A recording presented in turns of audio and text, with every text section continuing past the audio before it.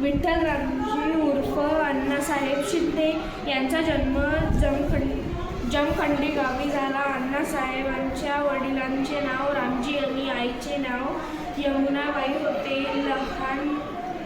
लहानग्या विठ्ठल खेळाची अत्यंत आवड होती.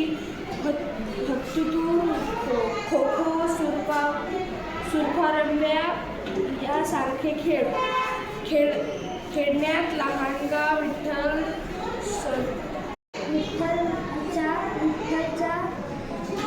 धीटपणा व सहनशीलता दिसून येई. त्याचे वडील धार्मिक वक्तीचे होते.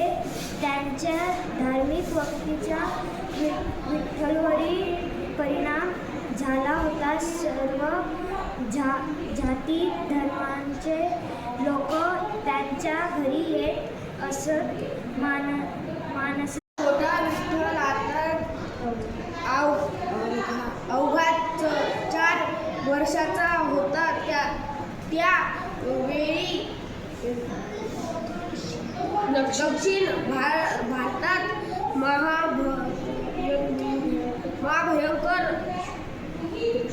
दुष्काळ पडला होता. त्या विठ्ठलच्या मळ्यात मक्याचे चांगले पीक उगले होते. आजोबा बसवंतराव हे दानशूर होते. दररोज सायंकाळी वेळी आजोबा कट्ट्यावर बसून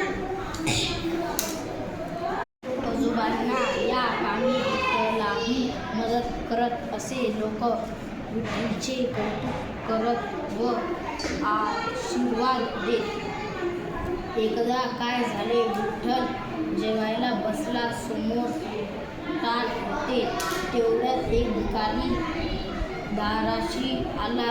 त्या भूक लागलेल्या माणसाला विठ्ठलने पाहिले. ताट दिले. हा दयाळूपणा विठ्ठलमध्ये जन्मजातच होता.